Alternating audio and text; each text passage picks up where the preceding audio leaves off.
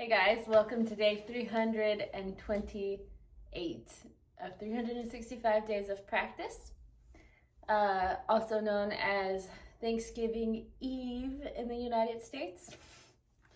Tomorrow's Thanksgiving, and I spent the evening preparing for that.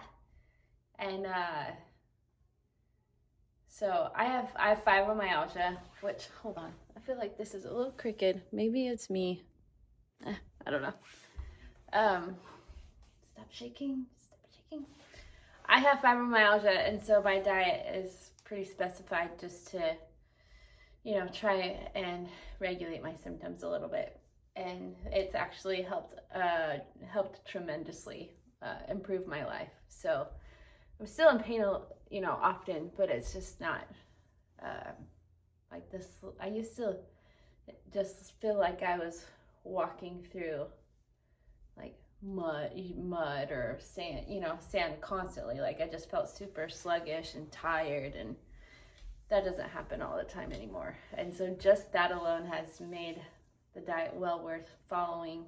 And when I mean diet, I'm not like a weight loss diet, but just what I eat changed. So the holidays and meals always prove to be somewhat interesting and a challenge. So there's a couple of things I'm gonna make for dinner tomorrow that I'm making so that I can eat something besides turkey. So there are some things that I can eat, but like if I want a cake or pie, I need to make it. If I like I'm making stuffing, because I'm pretty much grain-free. I have rice and stuff, but that's the extent of the grains that I eat. So I do a lot of my own baking, which is great. And I'm dairy-free too. That's another thing. And I'm chocolate-free and I'm nut-free. I'm dairy-free minus butter. I can have butter. That doesn't bother me for some reason. But so I'm gonna make. Well, I think I'm gonna make a dairy-free cheesecake. So I was making the cornbread for my stuffing, and I was making graham crackers for the crust for the cheesecake. Hopefully that turns out okay. But like just snacking on everything. I'm like very much a tester when I bake, which is good and bad. It's good because I know whether something turned out, but also bad because sometimes it can't stop. There's work to be done there for sure, and that's something I'm working on. But anyways, but I enjoy cooking. I enjoy baking. I don't enjoy the cleanup part, but I enjoy it all generally. So I like the creativity of it all. So I really like not following recipes when I cook. Baking, there are recipes that I have memorized, but still, I follow most everything in a recipe, but I like to, break the rules a little bit.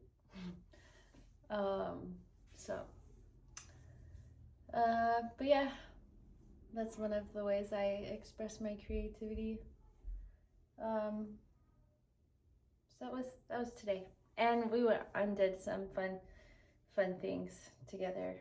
I took the kids some places, so all good things. After this, I get to fold laundry, so it's a little balance of both. You gotta have some fun, but also keep life real and do the work things that keep your house going. So that is that. So my husband and I will, we have really exciting dates over here, like me practicing at the church. That's such an exciting date, and we'll probably put the kids to bed tonight and turn on a movie and fold laundry together. Another amazing date.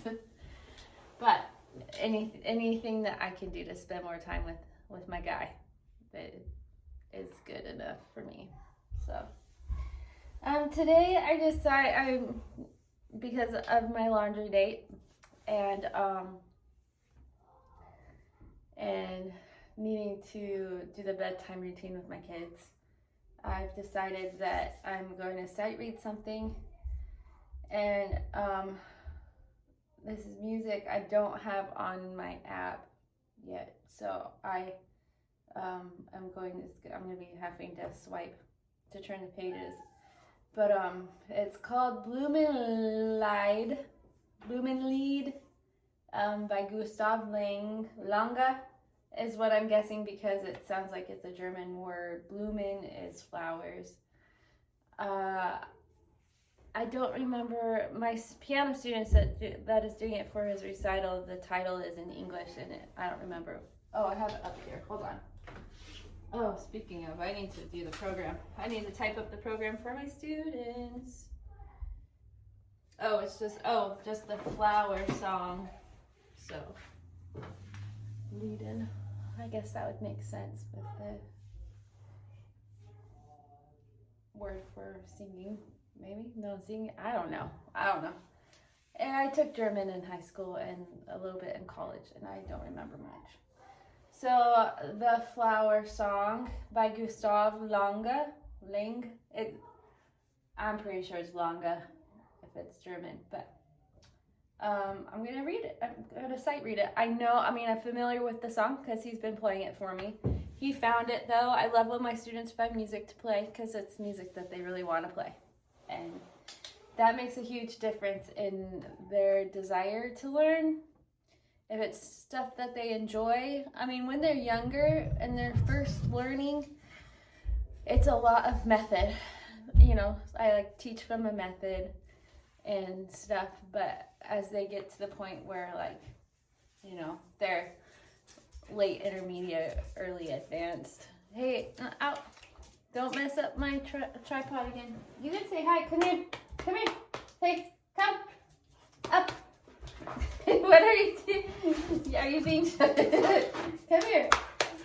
Hey, come up. Why are you being camera shy? Up. Come here. Hey, up.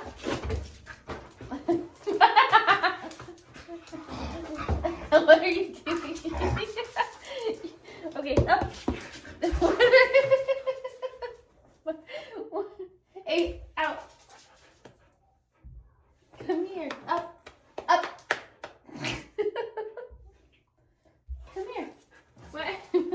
No, come up. Hey. Oh, okay. Are you laying down?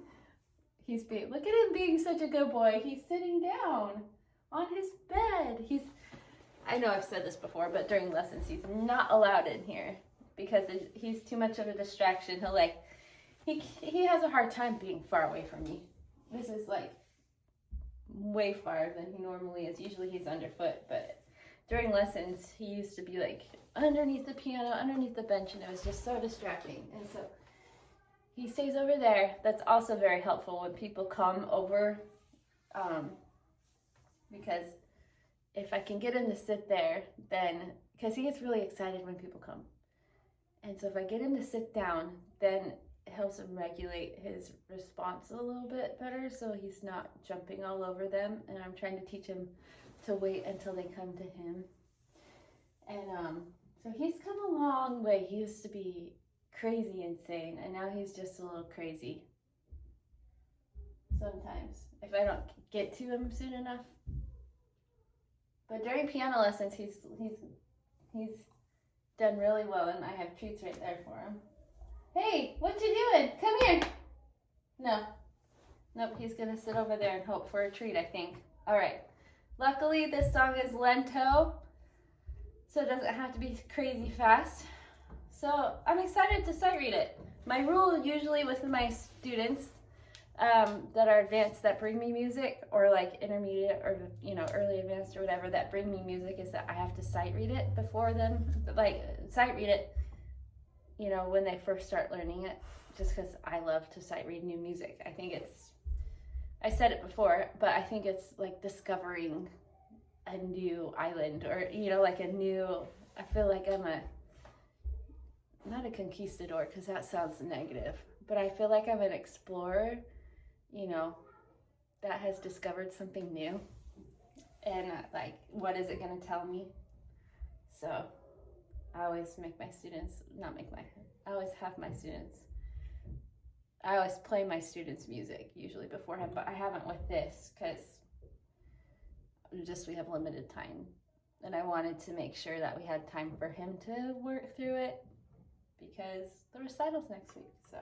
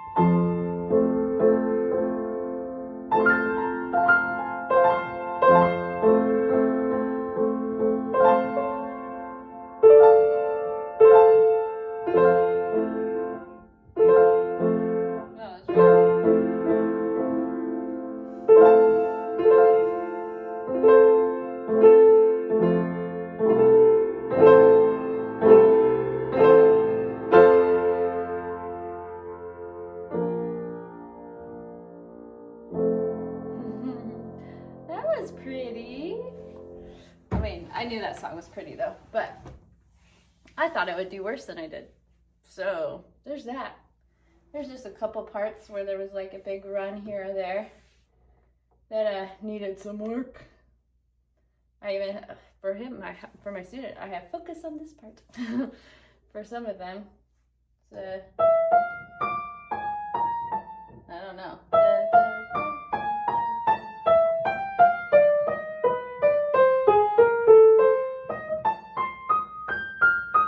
There, I did it all right then. It's amazing what will happen. I was gonna say it's amazing what happens when you play with just one hand.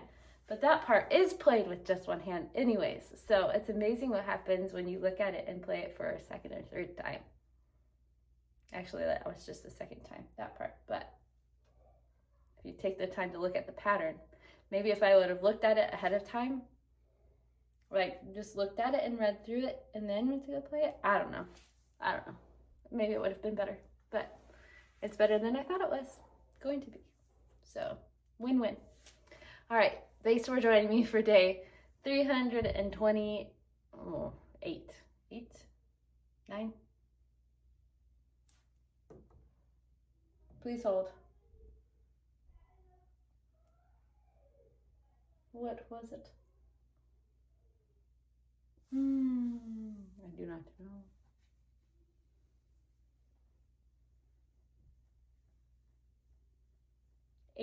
328. I was right at the beginning. Holler. I hope that was the right one. Yes, that was the clothes I was wearing yesterday. We're good. Thanks for joining me. We'll see you guys tomorrow. I hope you have a fantastic Thanksgiving. I will be recording probably, hopefully, in the morning sometime, because the evening is when we'll be doing our Thanksgiving thing with family. So we'll see you guys later. Bye.